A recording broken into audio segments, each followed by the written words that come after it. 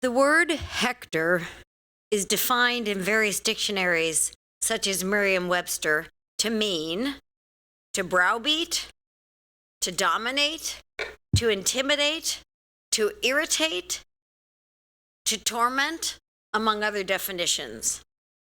In a recent interview with John Peterson, the curator of the Loeb Fellowship here and lecturer in architecture at the GSD, Damon Rich, one of our speakers tonight, and co-founder with Jae Shin of Hector, addressed the origins of his practice's name. His answer touched on those definitions by stating that urban design, urban planning, and architecture all deal in the business of hectoring, quote unquote.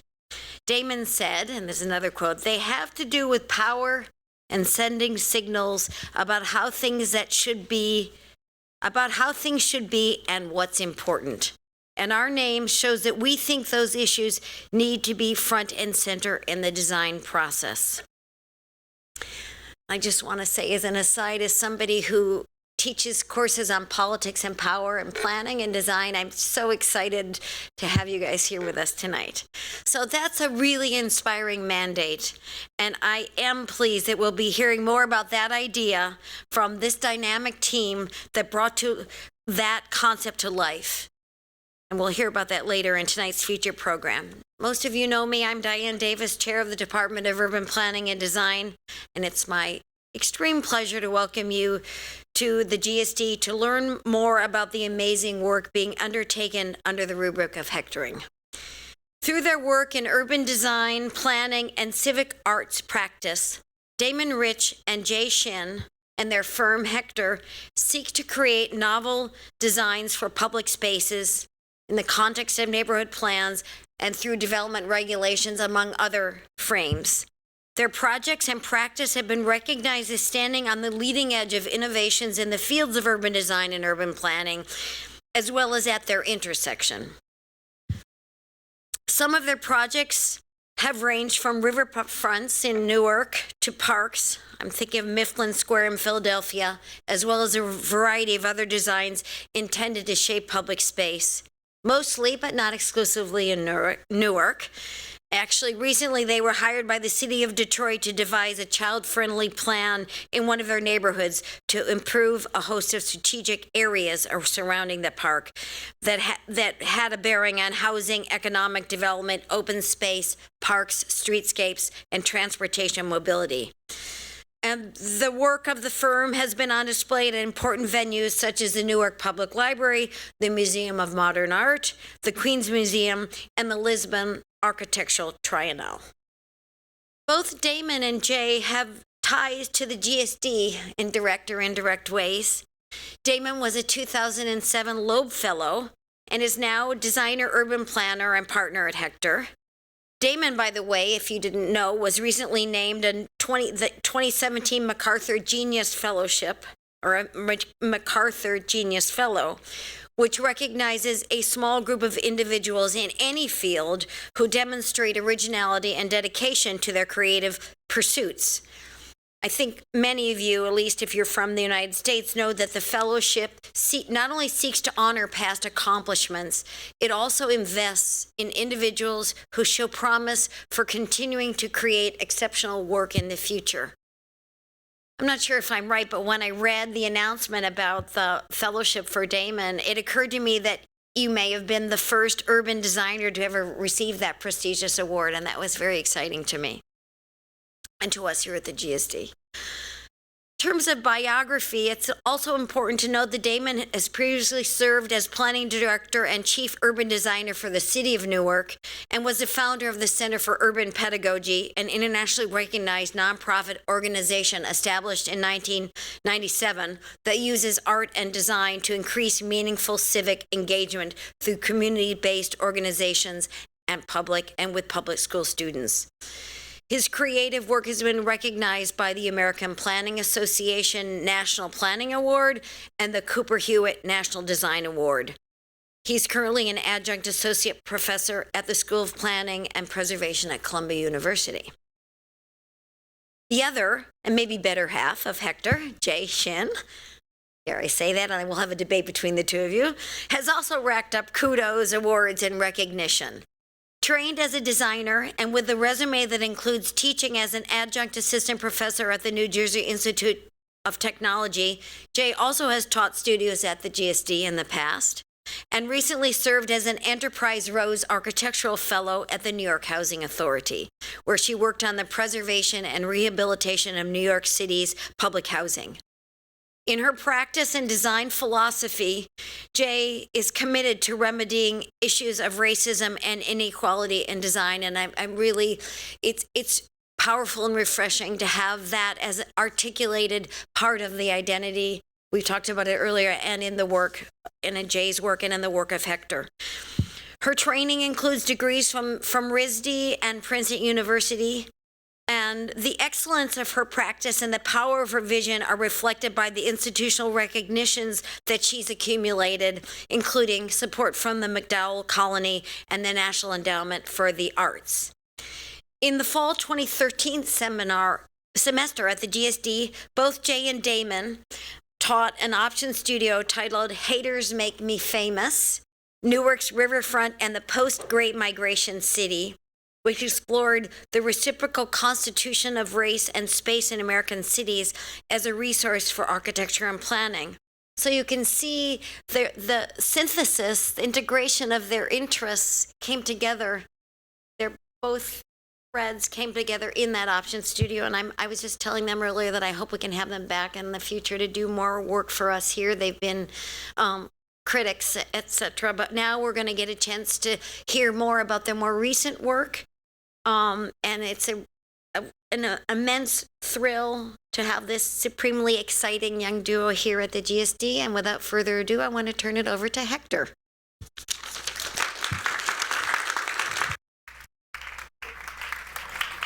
Oh, going that way.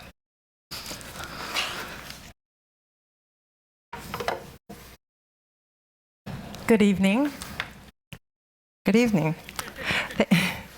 Thank you, Professor Davis, for that introduction and an invitation to throw some ingredients in this collective GSD stew pot. Also to Paige and Patrick for getting us here safely. It's great to return to this institution that gives the headline to design and what's worth knowing about it. Gatekeeper, particle smasher, launchpad, to smash around ideas and life lessons about institutions, design, and gatekeeping. So I just want to know who's here. Do we have any planners in the room? Yes, landscape architects, architects, urban designers, dancers, maybe? No, okay. Well, we are Hector, as Professor Davis mentioned, as a character named Hector, and also a verb to bully, intimidate, blowbeat, harass, torment, threaten. And even though we're in a moment where architecture and planning are celebrated, especially within our own disciplines, as agents of dignity and liberation, of social impact and civic entrepreneurship, today, movements like Black Lives Matter call us to heed not only the fast violence of shooting or incarceration, but the slow violence of environmental design, urban renewal, to planned shrinkage, and displacement. Because even in a moment where Confederate monuments are being removed, the basic plans and material conditions of human habitat bear heavy marks of histories of oppression. How for all people, stories of oppression, liberation, identity, and collectivity are written into our landscapes, ghosts on any sites where we work, whether we like it or not, we're in hectoring businesses. Although we architects and designers celebrate our conceptual work, clean solutions to messy problems, and clean shirts on the construction site, yet our most resolved resolutions, our most refined beautifications carry a relationship with what they have covered over. So let's just call it what Bell Hooks has called imperialist, white suprematist, capitalist patriarchy. At Hector, we see this work of urban design kind of at a membrane or a threshold between policy and material.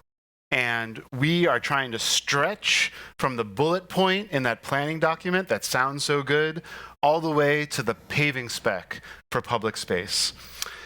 And in this rush where acts of persuasion become materials and concepts become concrete, hectoring for us holds space for this messiness of practice and the theoretical significance of it.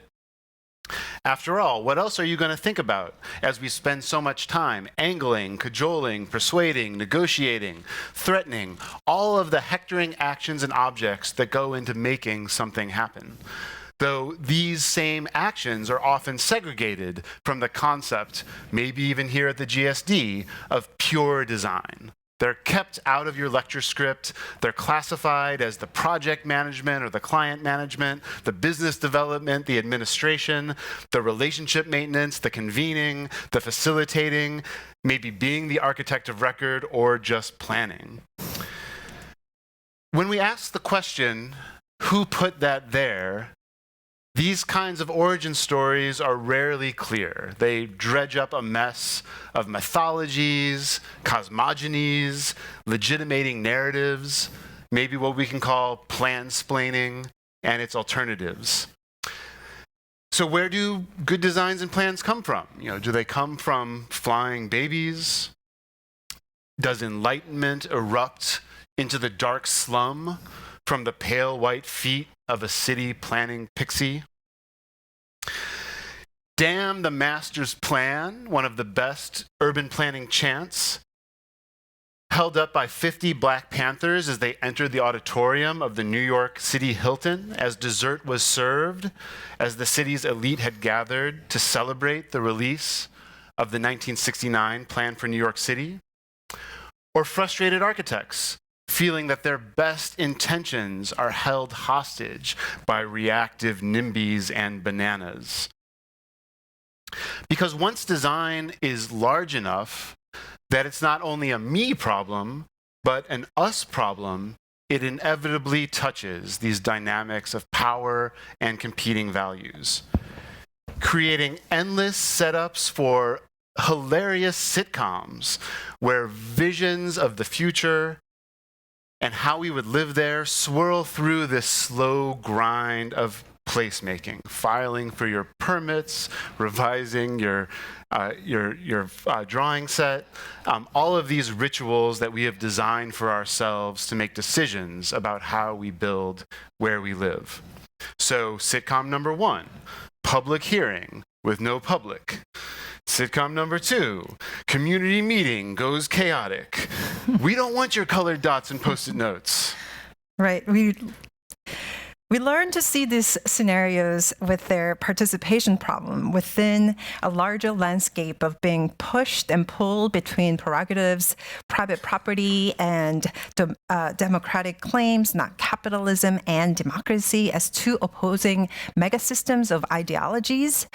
But the recurring question, is this something where everyone can do their own thing, or do we need to decide or design it together? So, not seeing the politics and power of markets and governments as a thing outside of design that must be evaded, shoulder bumped, or navigated to deliver our goodies to the public. But since do-gooding is never enough, understanding ourselves as actors in need of alliances with this wider world of place politics, full of specific disputes, contested proposals, only some of it conducted in what we are taught to recognize as design terms. Coming to these realizations, we learned a lot from tools developed within our adapted traditions of architects, planners, and urban designers, practitioners who have grafted social abstractions to physical property, setting minimum qualities for housing, formulating zoning rules for how buildings are used and shaped, launching complex public-private systems for reconstructing landscapes, crafting new ways to laminate ideas of community with practices of design. And so we've learned much about recognizing and dealing with how material objects participate in a broader agendas and disputes, how they're involved in hectoring from adjacent traditions of popular education, community organizing. Objects connect materials, laws, principles, people, colors, finances, concepts, and rituals, conveying and constituting conflicts and antagonisms. Receiving and embodying projections, stories, evidence, maintained and vandalized, claimed by this or that group as central to their identity. So last summer, we had a chance to work with objects in a highly controlled institutional museum context as part of a commission to design a people's studio as a side dish for a major survey of good old Frank Lloyd Wright. I bet some of you are familiar with projects like Broadacre City, this 1930s vision where every family is given at least 1 acre of land, creating, at least in the PR materials, a society perfectly balanced between the freedoms of capitalism and the integrity of democracy. Our first proposal, since the museum had just completed a 3D scan of the original model, was to produce a replica, which brought our attention to the strange conceptual operations of this piece of visionary equipment, where funny foam blocks became monumental hedgerows and grids, circles, and swoops carried grand ideological statements. We were further thrilled to learn that this project, despite what we had not learned in architecture school, had been launched with an epic bout of no's. 15 strict refusals of institutes, landlords, tenants, academicians, slums, scum, and more. To unloose this power of negativity, over 8 decades later, we felt like we were like Indiana Jones, like going into where the Ark of the Covenant was. We then kind of changed our mind that instead of a faithful replica, this power would be felt more strongly if we produced a cover version to frame this play of exclusions, welcoming in all of the materials that Broadacre had shunned, like wires and billboards, as well as those it had failed to foresee, like robot cars, drive-through Starbucks, and Pokemon hunting. To title it, we proposed Broad Hater City. But our client museum found this a little too confrontational, institutional, resistant to revealing conflict. So we suggested some alternatives, Broadacre City, my favorite, Broadacre City. Where's the Heartbreaker City? So unlike the original model, where everything is glued down, here visitors are encouraged to manipulate the landscape to realize their visions or destroy those of others. Fueled by Broadacre's ghosts and refugees, the model brings together grids, equipment like surveillance cameras, which was the source of the video you might have seen as you walked in, pinball launchers, wet wipes, and Wrightian landscapes from Sugarloaf Mountain to Guantanamo Bay, trying to summon out organic architecture from its burrows.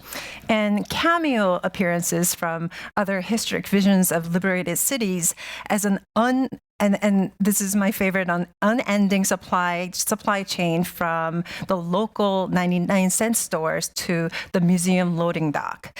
And throughout the exhibition, the museum staff, who typically have to guard their artwork from theft or even touching, enjoyed reporting to us how much stuff gets stolen. I guess about leaky institutions and leaky cities. So like the original Broadacre, we also came up with a set of flimsy screens to carry slogans and diagrams. Here you can see the title as it was settled for the interim. But by reversing Broadacre's interdictions, we think we found our way into a messier, stranger, somewhere in between abstract and figural space that was all these things only because it connected to the roiling, complex ocean of meanings that these visitors and participants brought with them. And in this attempt, we tried to learn a lot from the tradition that Jay mentioned earlier of popular education, here represented by a woman named Septima Clark. Anybody come across Septima Clark before? We should look her up. She was a multi-institutional activist who is probably most known for developing the citizenship schools during civil rights movement, although she moved in and out of groups like NAACP, the Highlander Folk School, and the Southern Christian Leadership Conference. And if there's one tenet I think that was really important to us in this work that came from this tradition, it was that making meaning, whether with words or architecture, requires grafting and dancing with pre-existing worlds of understanding. So with that, what role can design and design education play in sustaining this tradition of working from experience towards abstraction in order to make concrete change? If Septima Clark's citizenship school broke down the abstraction of the state so participants could talk about how it worked as if they were its designers, how can designs traditions of making images of liberation do similar work around the social production of physical environment? Can we use these visionary traditions of materializing new human possibilities through structure as well as contemporary incarnations of huge urbanizing deck projects? So in San Francisco, at the Yerba Buena Center, which itself, if you've been there, is the outcome of one of these giant urban renewal machines. The diverse site section includes things like the Moscone Convention Center, which you can see here, held aloft by these long span space frames, and topped with a variety of public benefits, including a manicured lawn that the planning department calls the best public space in San Francisco, an MLK memorial built behind a waterfall, and 963 units of affordable housing that was not a part of the original proposal, but was fought into place, led by an organization called Tenants and Owners, Organized Against Redevelopment, TOUR. Hector was invited to create a year-long redesign of one of the galleries in this museum as an accountable development experience center. As part of our initial site survey, we got to spend a week exploring the guts of the place with 15 teenagers from across the Bay Area. We dove into the archive, trying to understand the spatial structures as they changed over time and the social forces that pushed it and pulled it into place. Eventually bringing over 50 years into existence what Chester Hartman called the birth of public participation, a legendary figure here at the GSD, which is not maybe so believable. I would maybe think 1954 revision of urban renewal laws, but still exciting. As we toured the facility, we heard more sitcom-like setups, like when the crew replacing the convention center's HVAC messed up and crashed through the museum's walls as they were having an opening night cocktail party, like a show about life in megastructures. And so with these experiences, when it came to designing the actual gallery, it centered on a celebratory theatrical vision of the space frame as liberator and oppressor, growing back into the gallery to create future-present city model where all conflicts shaping it are visible on its surface. Maybe an ingrown space brain's space frame by presenting a layered Hector archive of crazy space battles. We hoped to stimulate a structural view of place politics. And in this approach, we hope to follow the educational example of Sherry Arnstein, who worked at HUD amid the tensions and contradictions of the War on Poverty era, the origin of much still operational thinking and bureaucracy around public participation. Upon quitting her job, Arnstein wrote this over-assigned, maybe y'all had to read it here at GSD, but yet I would say still underappreciated a ladder of citizen participation, layering out critical vocabulary and structure for observing and evaluating participation as more fine-grained than yes or no question, revealing participation as a battleground. And breaking down participation into parts and varieties, is it grassroots or astroturf, real partnership or sidecar opportunity, allows design and deliberation to go forward, always about nuts and bolts, crossover from moray to material. So as people kind of wandered through this structure, we imagined them also traveling along these complex linkages so that any visions they might have had at the outset of unmediated democracy or hearing the voice of the people would truly evaporate. And they would be left with a sense that these things are always mediated, that even the process of planning and designing represents mediation itself. Mixing and matching concepts, and denaturalizing the freedom or the naturalness that critiques based upon an idea of social engineering rely upon. So that we can't say that this is social engineering and this is not. And in the long term, we feel like this is what has allowed us to accept this unending aspect of struggle and has allowed us to abstract our understanding of it and therefore push the designs of institutions. So what can we learn from 60 years of community design and its work to connect this abstraction of community? Maybe you've met activists that say, when I hear the word community, I reach for my gun, to the nuts and bolts of design practice and the creation of objects and environments. So, for example, looking at the history of community design centers that have today exist through organizations like the Association for Community Design, the Association of Architecture Organizations, how can we learn so that the current day enthusiasm for social impact design, do-gooder design, et cetera, can actually build from these strong traditions? Like a log plug, to take from a different tradition. How can fabricated environments and objects serve and amplify the goals of living together? And can the basic materials of shared spaces conjure up the fighting spirits that brought them into existence? And maybe as a screen printed enamel logs at a riverfront park, and raising stories of worker resistance, embezzler hijinks, technology and contamination, or living memories of a proposed minor league baseball stadium and preserving a 100-year-old park, or carving the profiles of the original residents, donkeys, and canal boats into the guardrails. Space here can take of magic narrative properties. And open the possibility of writing new stories into the landscape among all the other stories that are already there.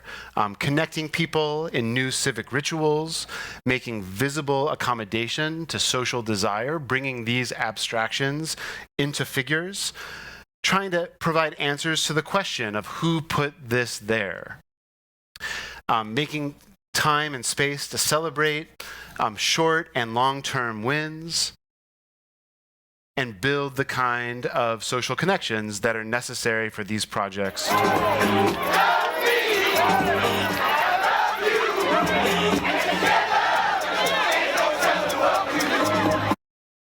So if you're ever in Newark, next summer, there will be a party.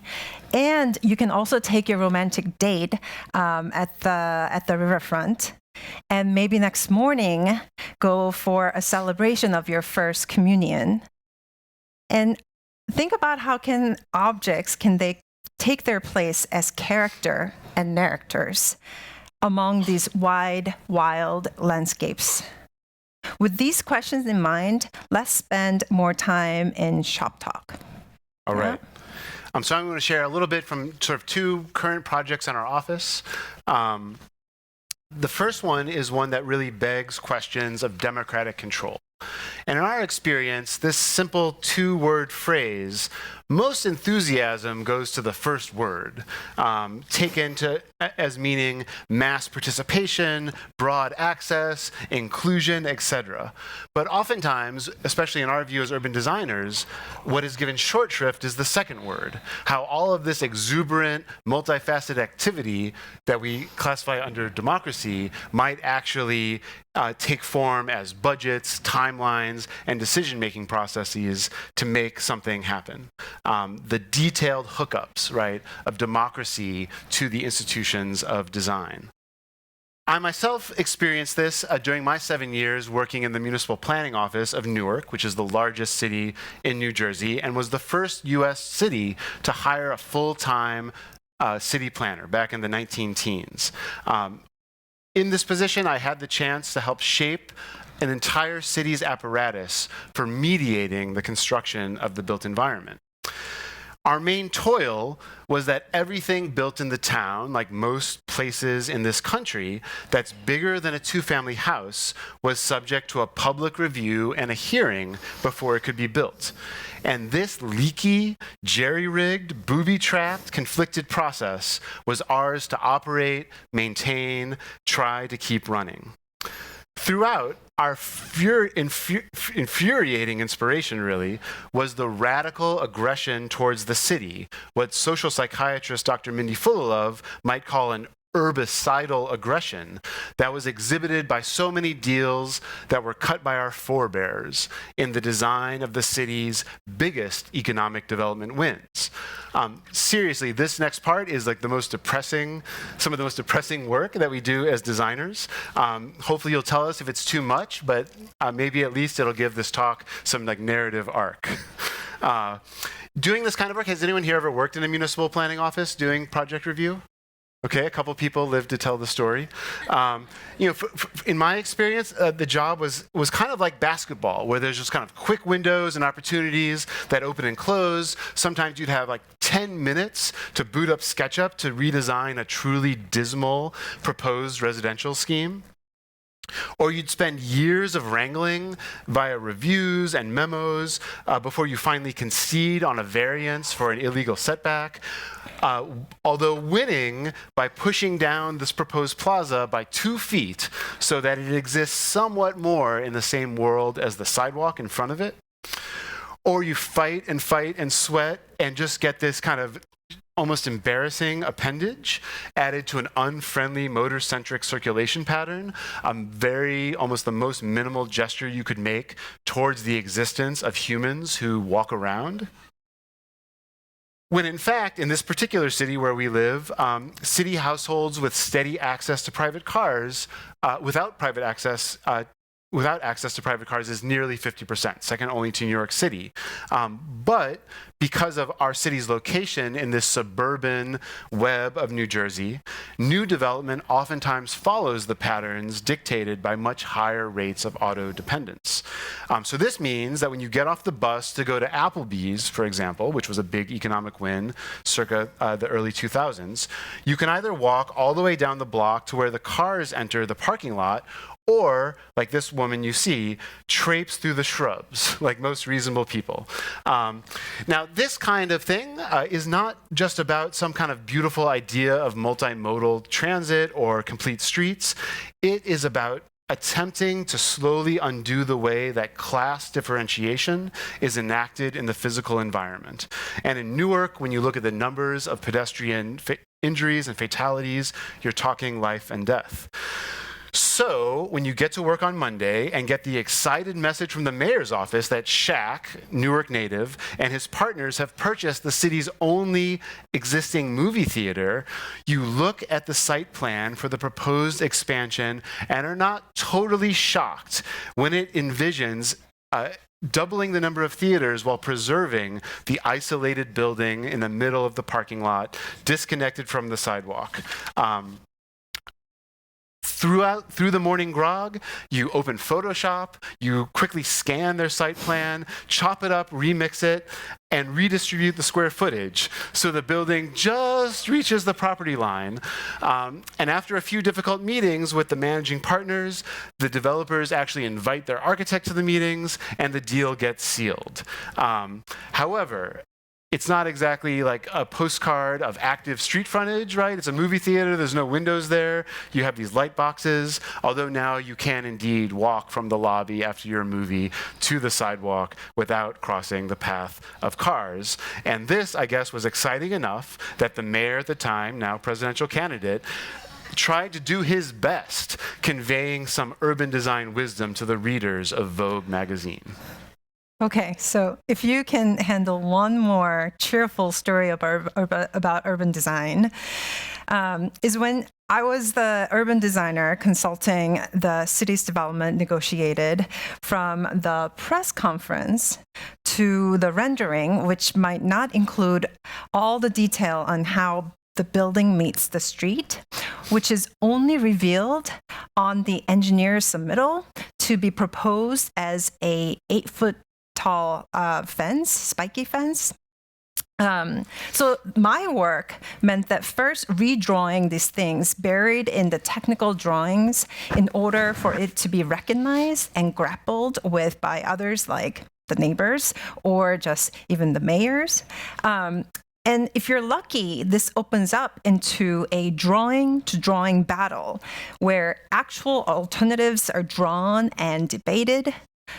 But then, even if you give the mayor the best talking points right before he meets the global CEO to occupy the high rise, and in this case, even when children protested with their own petition referring to Oscar Wilde's Selfish Giant, you lose and become somehow party to the further entrenchment of division and displays of domination in the built environment.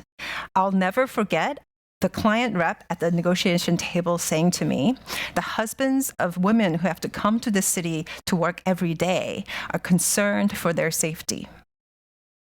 But then, even when you lose, you win just a little. So our slight influence resulted in a 5-foot spiked fence. So instead of 8 foot, it's 5 foot.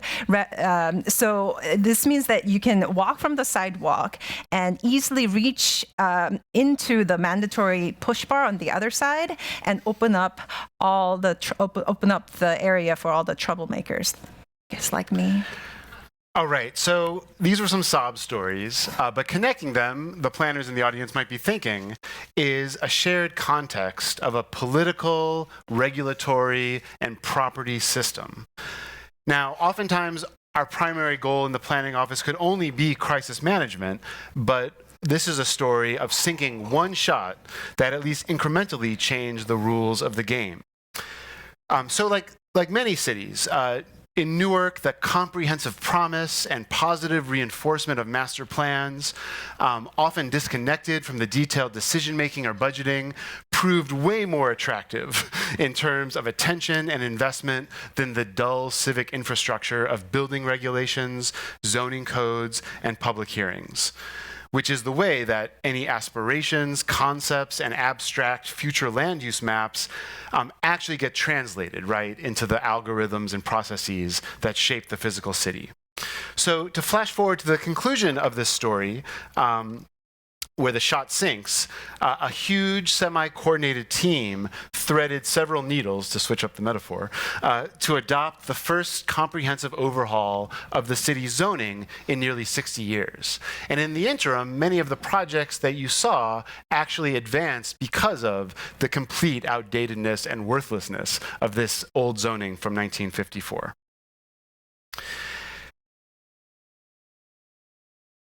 So this project tried to really reconsider how questions of planning, design, and development are deliberated and decided, how technical regulatory mechanisms, engineering reviews, and building permits and inspections get hooked up to this democratic process of government, addressing the very mundane but very intricate questions such as how many subtypes of restaurant should there be under the food category? Can we go with just takeout versus sit down, or do we need a third one to differentiate those with wait staff? From those, we had to assemble the permitted use charts. This new law uses a modified form-based building type system to introduce the first design requirements in the city beyond required setbacks, which includes things like minimum amounts of windows, front doors, and site placement with maximum impervious areas. And though we'd be happy to nerd out about some of the policy aims and misses of that law, we really here want to emphasize that the thing written on the paper is only possible in our experience to understand well enough to use well if we understand its abstraction in relationship to its social context. And so as so many people and organizations pursue their agendas in and on the landscape, without this understanding, the vision from us as architects, landscape designers, planners, that vision can really be a problem.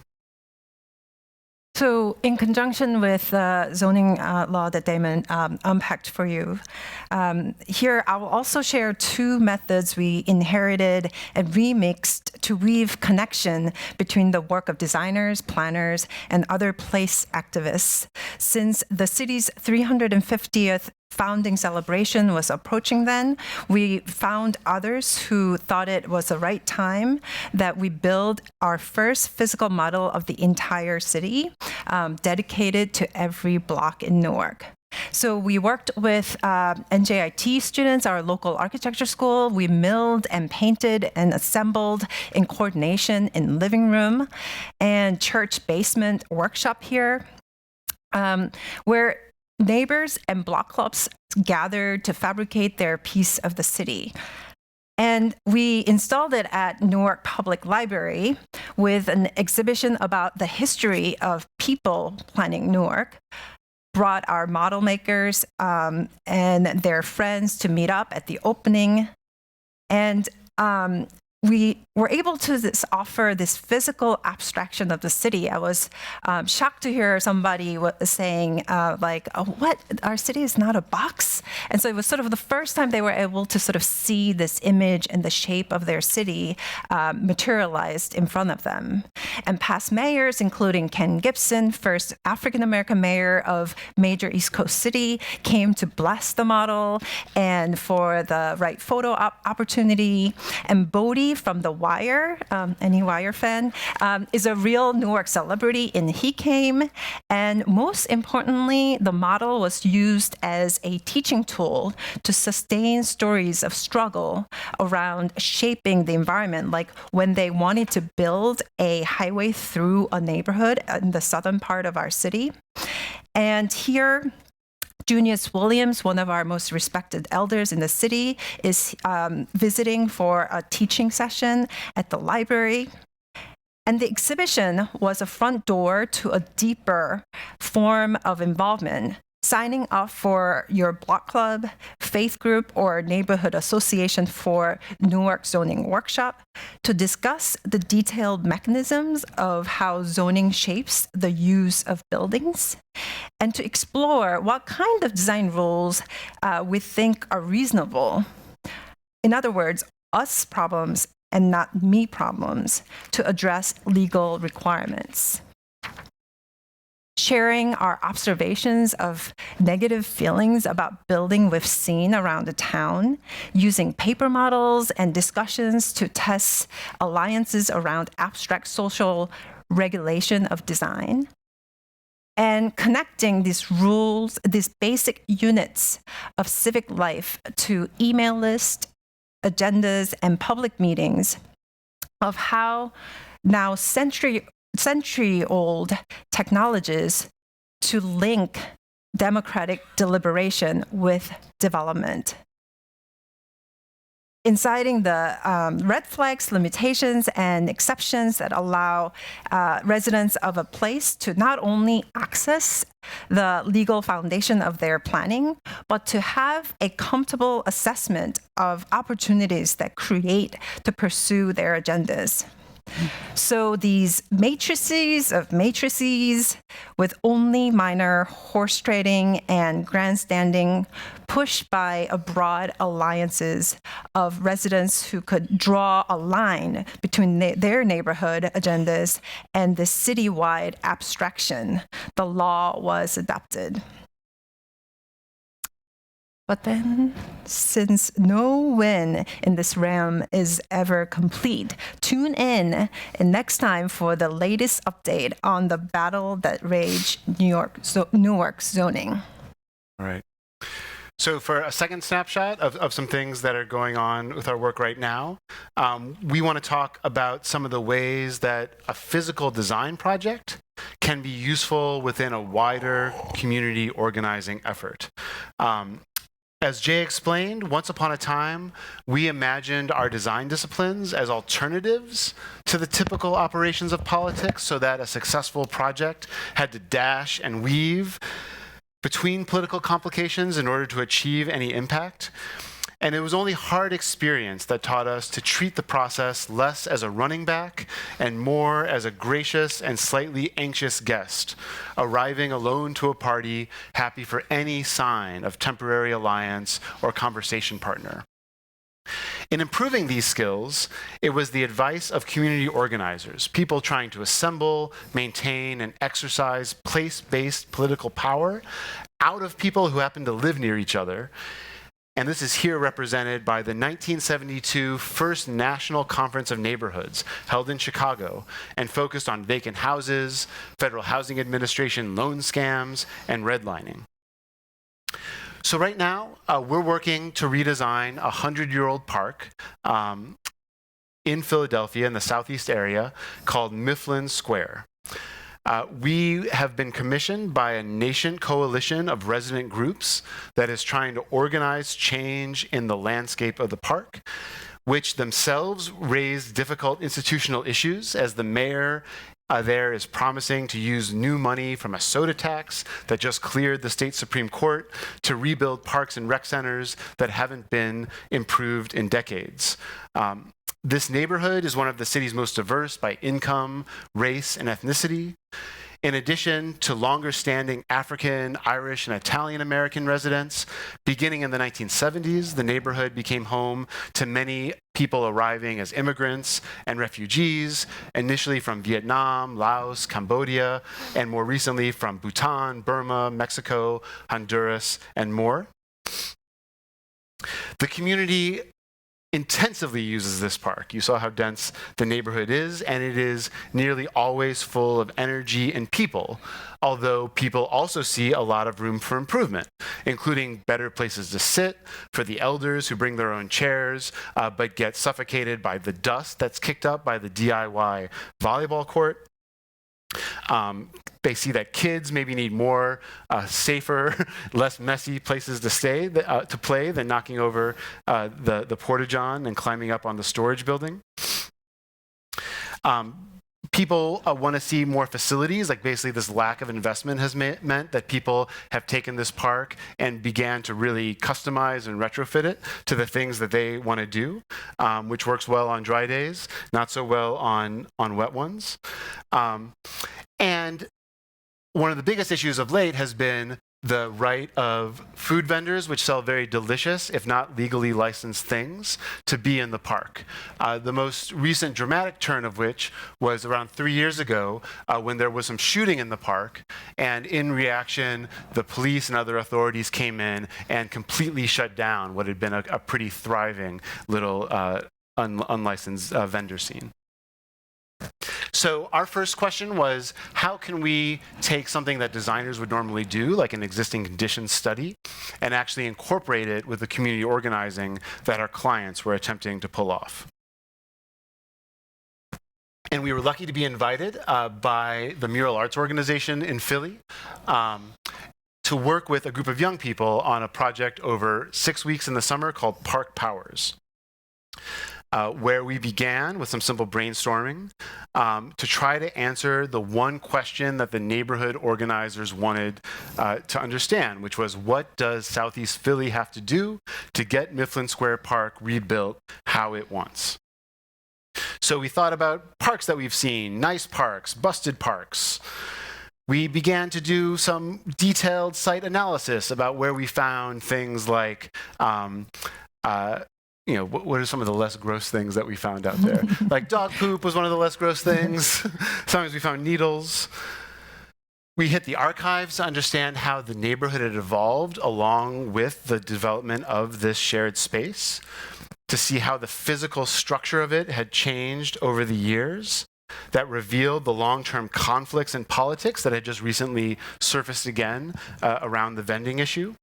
And then we hit the road to try to talk to adults who were actually in the position to make decisions, which included leaders of neighborhood organizations, the Bhutanese group, the Cambodian group, the landscape architects who worked inside the city's parks department, as well as policy advocates who had broad, sweeping, yet very abstract goals like a park within 10 minutes for everyone. Every time we talked to someone, we tried to debrief by drawing to see what we had understood. One of the great things about working with teenagers is they are in some ways much more alert than we adults to issues of fairness, unequal treatment, and imbalances of power. So for example, when one of the stewardship staff of the city said, oh, these Cambodians, I'm not sure if they've ever seen a trash can before. One of the students made this drawing comparing the way she imagined that person would address a Cambodian vendor versus, say, a dear old Italian grandmother illegally selling meatballs. Also in the archive, we were amazed to find many materials that really called the lie on some of the explanations we had heard for why the park was the way it was, many of which were around the narrative of it was a wonderful and perfect place until that group showed up. So for example, we learned that litter was not a new struggle. In fact, since the late 1920s, clean streets have been on the way. Likewise with violence, we found that long before this neighborhood had the mix of complexions that it has, this park served a role in the neighborhood where turf battles were really fought out. We were especially floored when the councilman said that raising the seemingly impossible sum, to the students at least, of $5 million, which is a lot of bake sales, was not, in his view, going to be the biggest problem. But the biggest problem was going to be getting at least 8 out of 10 of the maniacal residents of this neighborhood to agree on a single design for the park. Again, not just democracy, but control too. So we took all that we found back to the lab and started to try to represent what we wanted to share. So for example, who runs parks in Philly? Starting from org charts on websites and trying to build them out to ask questions about, do these big bullet-pointed ideas coming down from the top really reach different neighborhoods in the city in a similar kind of fashion, from the top down to Rittenhouse Square, say, versus Mifflin? One student researched the potential political organizing of the neighborhood, listing every organization, looking up its budget on GuideStar, and speculating about what benefits it could provide to the coalition and how it itself could benefit, which they then figured in this amazing moment of pure democratic abstraction, where the residents and the groups in the neighborhood are ingested by a single body and begin to operate together. We got the corrections from some of the groups that were actually inside these bodies, and then created something like this, which measures all the way from the census counts of who's in the neighborhood, through the organizations we found, into the ingested body that becomes a democratic superhero to use soda tax money to fix the park.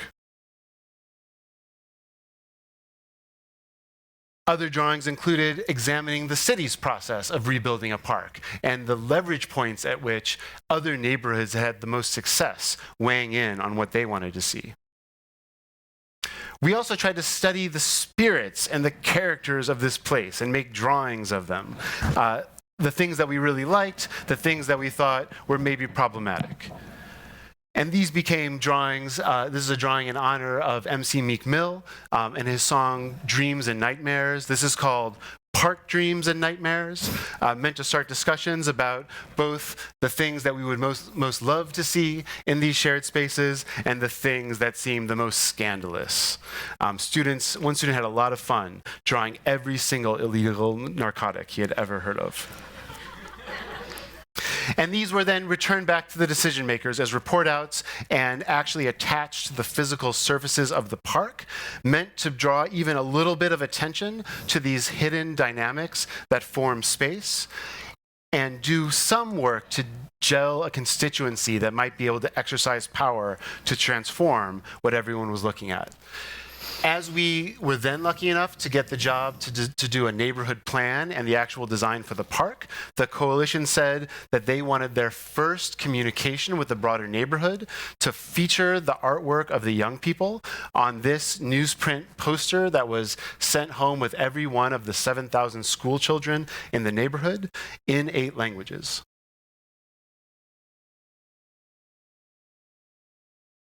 And then we started the concept design. So Damon talked about the existing conditions report.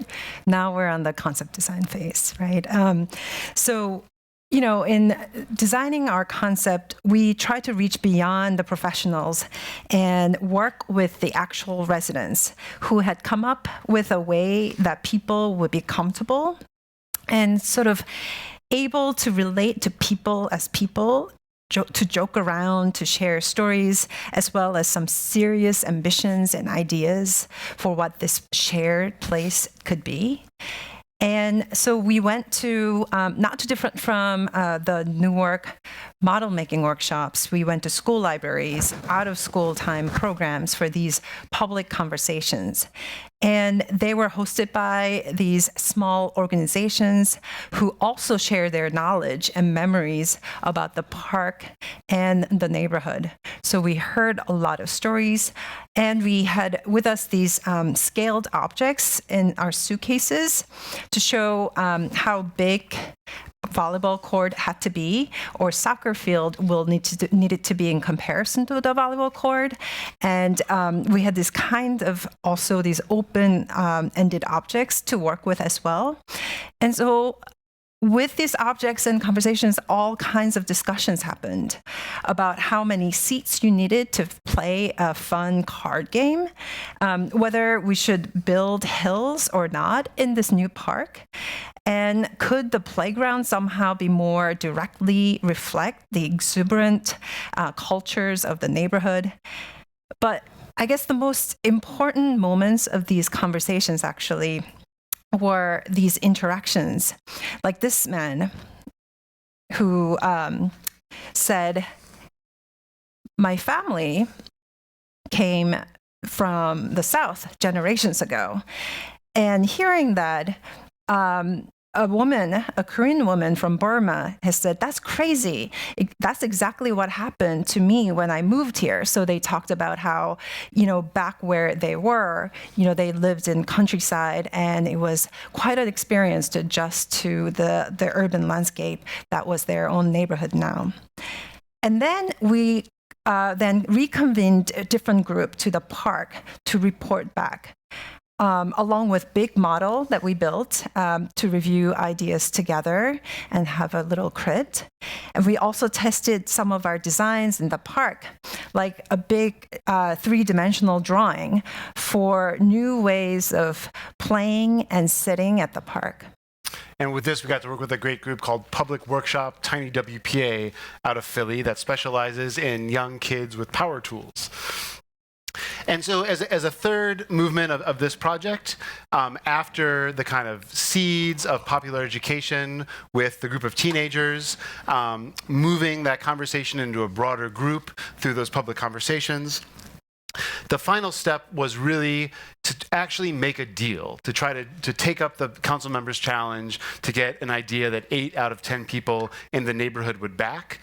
Because one of the biggest elements of our existing conditions analysis was that even though the park was fairly spacious, because of its segmentation by pathways and because of the insertion of these DIY facilities that kind of took up an entire pizza slice, the whole place felt way more cramped than it need be.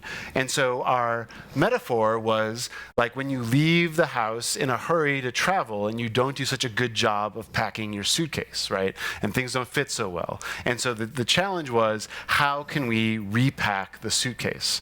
But this required actually talking to the people who had claimed these areas of the turf, from young kids to moms, to the guys who play volleyball, to the guys who always sit on one side of the park.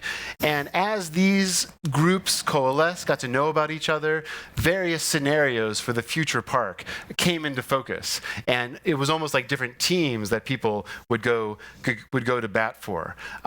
Because having these different user groups actually talk to each other and see that these conflicts weren't just things that were conjured by the design or things to be kind of swept under the rug was the most critical part, we thought, of creating a design that had some chance of sticking around. So the most recent step of this is that we released our concept design, which was required to be in bubble diagram language by some of our agency clients. And we've just been awarded another tranche of funding now to develop schematics. So we are really excited to see how this foundation continues to translate itself into the actual decisions around materials, installations, and layouts. And so that we hope that when young people or anyone in the neighborhood sees some of these drawings with people they might recognize in a place that might seem strangely familiar, we hope that it's a happy sight, not just because of its aesthetic appeal, but because it's clearly a design that's rooted in organized communities. And so to conclude now, we just wanted to offer a couple thoughts maybe that we can discuss into the Q&A around these kinds of questions of design problems and participation problems and democracy problems. Yeah, I'll share one thought. We talked a lot about learning from the tradition of community organizing. And so recently I've been also sort of try to understand the current critiques and revisions to their own techniques in community organizing world.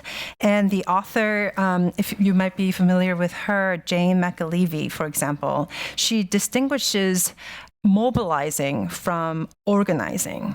So whereas mobilization with all the bumper stickers, Twitter hashtags, internet memes, and showing up with placards at big protests are all good, but these efforts might only engage those who are already in agreement and with the cause. On the other hand, what she calls deep organizing touches the very lives of everyday workers. For example, fighting to save education through better wage for teachers, or healthcare through labor union and collective bargaining. She says that these kinds of deep organizing actually aims to build a coalition where an individual is able to place herself into a larger power structure and attempt to change it. So sort of understanding her theory of power and current efforts in organizing, I think about what Damon and I always poke fun at often, the piles of Post-it notes and sticker dots that come to sort of represent our participation industry, as some of the planners might call it, and sort of compare the rituals of participation to the ritual of what McAlevey calls mobilizing. And so then what is the equivalent for designers, the deep organizing? And I would say that takes a lot of work. That takes us really thinking about the kinds of drawings that we make and making sure that these drawings make sense and are useful in a larger coalition that we are trying to be part of. That also means, as Dr. Mindy Fullilove once told me, that, Jae, you just have to learn to talk to people like they're people. So when we talk to our friends who are urban designers and architects and planners who are traumatized by their most recent interaction with the public, I think our best word of consolation is to not see these kinds of breakdowns and tensions and antagonisms in terms of the setup of the meeting or the way that the introductory remarks were made, but that oftentimes they make the most sense seen within a longer chain of ambiguous democratic control. And so, along with discussion about participation, inclusion, and equity, we certainly need discussion about power and how it is assembled and used, not only resisted. And so if gentrification is today's master word that has come to cover all kinds of conflicts over the built environment, the idea that we put forward is that of accountable development. How do developments that we plan, design, and build actually offer accounts of their own formation that point, as Jae was describing, to a history of community organizing? Maybe we don't need responsible design so much as we need a serious reworking of to whom design responds. So as a final thought, just reflecting on our experience being here at the GSD, wonderful moments, trying ones, we wanted to just touch upon how some of these attitudes have connections and touch points in an institution like this. And we think about the research of a historian like Brendan Moran, who talked about the changing alignments of social scientists and designers over the years in education. And that there was one moment in the mid-20th century when schools like the GSD, as well as state schools of architecture, did hire psychologists, sociologists, lots of people with things to say about design who are not themselves designers. But at a certain choice, a certain group of schools, the GSD counted among them, made a different turn and decided to uphold and prioritize the idea of design as an elite and obscure art, kicking out the sociologists and everybody else who had things to say. And so when we were having tough times with some of our MUP students, we would say, your oppression is not a reflection of your personal inadequacy. It is an ideological structure with a history. What had to be chosen so design, in a certain sense, could be elevated? And yes, there are wonderful cross-disciplinary centers and labs, but in many ways, these things preserve the seeming cleanliness of the mainstream and allow it not to have to change. So we love hearing about student groups and others and activities that threaten this seeming equilibrium instead of just managing the appearances of doing good. Thank you very much.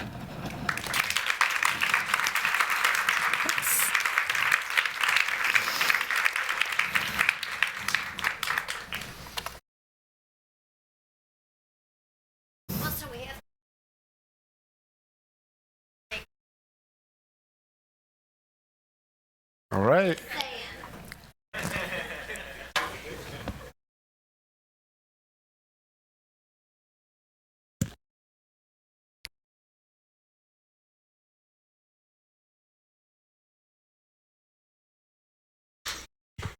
Thank you so much for that wonderful talk. I'm actually not a student here. I come from the nonprofit world, and I was also a public educator. And I noticed that a lot of the settings that you had up there they looked like public school classrooms and community centers.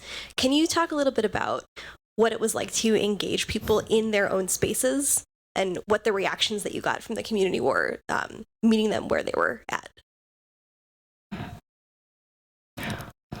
Well, I think I didn't quite get a chance to talk about my experience in working in municipal government. I was a Rose Fellow at New York City Housing Authority, as Diane mentioned, and I'll get back to the being in community rooms and classrooms and public schools, but more vividly, I remember the beige meeting rooms, right? The unending beige living rooms of an authority that houses 400,000 New Yorkers, which is bigger than the city of Boston.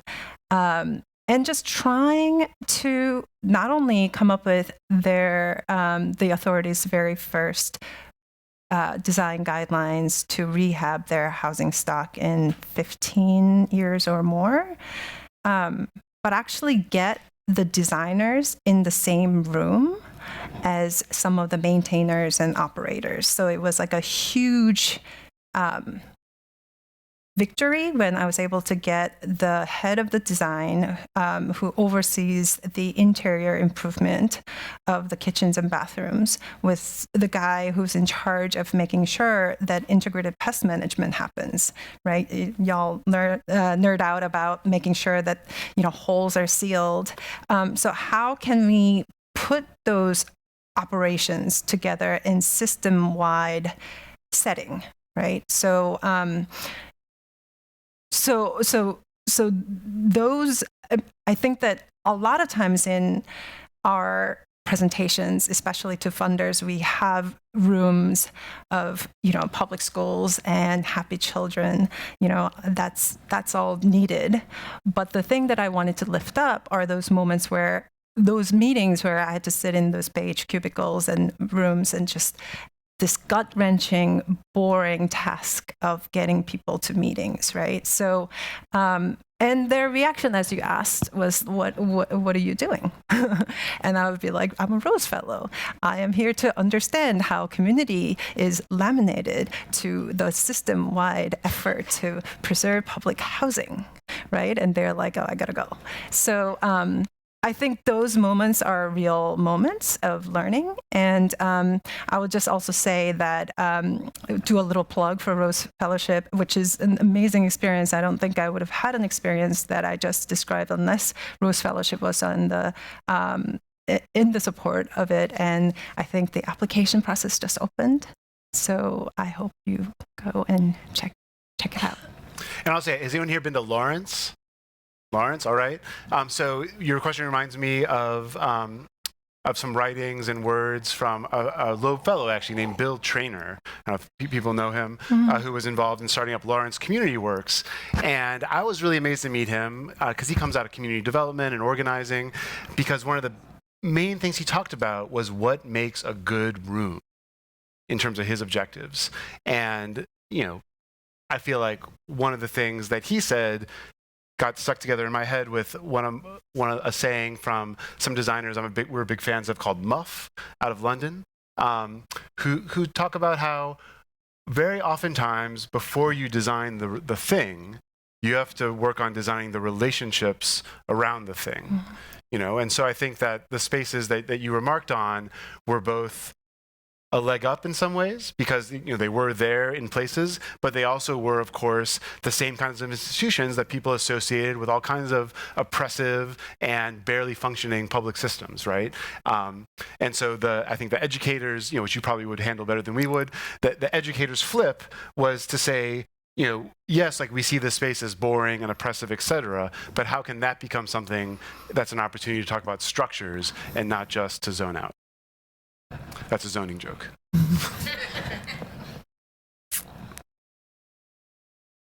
Hi, I also don't go to school here, also from the nonprofit sector, but I did study urban studies and public policy across the river at BU many moons ago.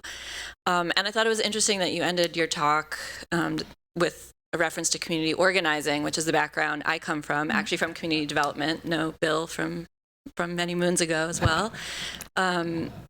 And in 2015, I was actually tapped to be the lead designer and implementer for the public engagement process for Boston's 15-year transportation planning initiative called Go Boston 2030.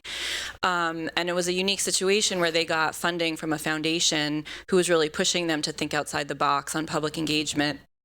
And we basically, our team just completely broke the mold on how this is done, and we had unprecedented levels of engagement. We had like 8,000 people participate, and afterwards, folks in City Hall from all kinds of departments, including planning, told us that it had completely changed the way the city thinks about engaging the public. And I think what that experience really hit home to me, because a lot of the folks I hired onto my team were also community organizers, and we really tapped into our networks of community-based organizations. And, you know, planning and engaging people in participation are two very different skills. And rather than trying to push planners to be better at engagement, it strikes me as more potentially, you know, strategic to be developing collaborations between people who are organizers and have skills around engagement and facilitation, et cetera, and the people who know how to do planning and actually like elevate engagement to, you know, a higher level of appreciation as its own skill set, rather than trying to get planners to learn how to do it. So I'm just curious what you think about that, and have you seen other examples of organizers really tapped to be equals in the process, you know, with planners in different cities? I mean, we definitely hear a lot these days, you know, in terms of, I think both like productive alliances and also productive squabbles between grassroots organizations and philanthropies and foundations. You know, so there's a great report, if you're interested in this kind of thing, that was just put together by two groups in Detroit, the Detroit People's Platform and Allied Media Projects. That is their message to their quite powerful local philanthropies. So groups like Kresge and Skillman and things like that. You know, I think the larger picture is that, you know, and maybe you've met some of these people too. Like, I've definitely been pitched by public engagement professionals who say, as their sum up money moment, I will provide you a bulletproof process, right? And so, you know, it really raises these questions of like, what is on offer, you know? And for us, that's the kind of, even though we had been assigned to read Sherry Arnstein a lot, I think it's something that only clicked recently, you know, with us, you know, which is to say that, you know, this was a move to like expand people's vision of what this thing was, right? That arguably we won the argument for public participation again in 1954, when you had to have a workable program if you wanted to tap in to federal urban renewal funds, right? So you had to have something on paper to go to the feds and say, look, I talked to somebody, like, give me my money, right? So, you know, I think that your perspective sounds like really like something that we'd be enthusiastic about. In some ways, we were amazed that the tradition of community organizing remained mysterious to us for as long as it did, even as our fields of architecture and planning, you know, have been kind of in a tizzy about these things for decades, right? Like, what was the major force that it took to keep these things separated? Because I don't think it was any kind of natural occurrence. Yeah, and in some ways, just since we were in school and we were earlier discussing about sort of a set of skills that designers might need in order to provide the kind of facilitate the kinds of conversations that we've shared here. And to be clear, you know, often people come to me and say, "Oh, Jae, it looks like you want to be a community organizer," and I'd be like, "Hell no!" Like, what I'm trying to do here is somehow able to make design be part of that community organizing. So can designers have ability to read that bigger picture and understand the history and the progression of different strategies in community organizing, sort of understand the community organizing just as design exists as set of craft. So you can sort of share your set of insight about how design can play a role in that big effort, and then also have a comfortable conversation exchange with the community organizers who are trying to achieve a set goal. And I think that that's a productive conversation to be had. And I think it would be amazing to continue to have a practice. I feel lucky enough to have a practice where, you know, I'll be facilitating a design workshop, and there's me and there's a bunch of, you know, 7-year-olds in public classrooms, and a community organizer who is also well respected in the community.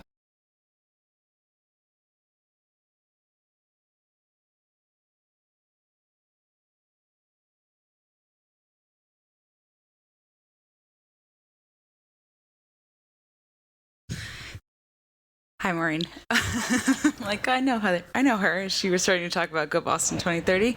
Thank you so much for your talk. I really appreciate you sharing your perspective. And as someone else who's skirted this line between professional planning practice and community organizing, I think I'm curious to follow up on that last discussion and ask how, I guess, two questions. Like, I'm assuming that some of the processes that you work on either actually take longer or may appear to take longer and be more complicated than an average planning process or design process. So I guess I'm wondering whether they do, and if so, or if there are barriers to the power structure accepting a more complicated or messier process, how you get people to agree to that. Because I think that's something that we don't talk about enough in school. Like, how do you, if you're going to try to do a non-traditional process, how do you argue for that? So that's one question that I have. And then the other related one is then how do you manage some of those tensions that may come up when you're trying to maybe advocate for or partner with the community organizations and also design and deal with power in the built environment? 3 words, four words, no cost, time extension.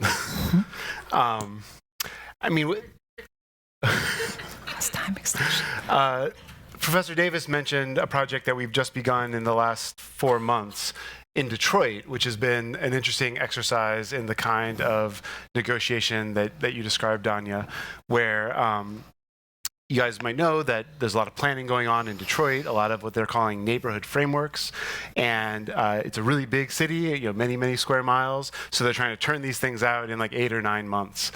We were lucky enough that the neighborhood framework that we're working on is only half funded by the city government and half funded by a quartet of foundations that certainly bring their own constraints, but also allowed us a little bit of wiggle room. That's another one of our 2-word phrases, wiggle room. In order to try to rejigger some of these things. But I think that the best answer in our experience to like how does that actually go forward in an alternative way or a way that a city government or a foundation is not used to doing is generally they have to be scared into it, right? And that's where knowing community organizers is so important, right? Because so oftentimes even our best planner friends go into a default mode where they're like, we're here to get your ideas, everybody. Like, bring in the ideas, right? And these things of implementation and financing are kind of left for another day. And inevitably, some smart person, when that, like, give us your ideas paradigm is being brought up, says, well, but like, were you gonna, who's ever gonna do anything with these ideas, right? And the best answer I ever heard was from an organizer saying right there, being like, the only approach is that you make it so that you're impossible to ignore, right? And so in this case, there's no way that urban designers or planners like us can be in the lead, right? We can't lead. All we can try to do is weave once those doors are opened by others who go ahead of us. Yeah. And I think that's also a really practical question, right? I know that we'll be talking to and have breakfast really early tomorrow with a student group here. And hopefully we'll talk a little bit about, what does it look like to start a new firm that has, very similar ideas about how to do neighborhood planning as it is practiced now out there, but also come up with a longer timeline, bigger budget for engagement, still doing the kinds of design and emphasis on sort of looking at objects as a thing that carries meaning and shared meaning, right? These things do take time. So there's hectoring involved in writing RFQs. There's hectoring involved in writing, Excel spreadsheets. So there is that nuts and bolts of, starting your own firm and sort of making that practice viable. And how do we go from, to make a parallel between a young firm, maybe in the architecture field, like how many jobs do we take doing bathrooms and kitchen renovations to make the other big projects viable? And when do we shift over to carrying out these ideologies in planning to center our work is a real hard work. And so, cannot be all covered here, involves a lot of skill sets, and hopefully we can do that over breakfast with some of you tomorrow. Round of applause. Hooray. Thank you.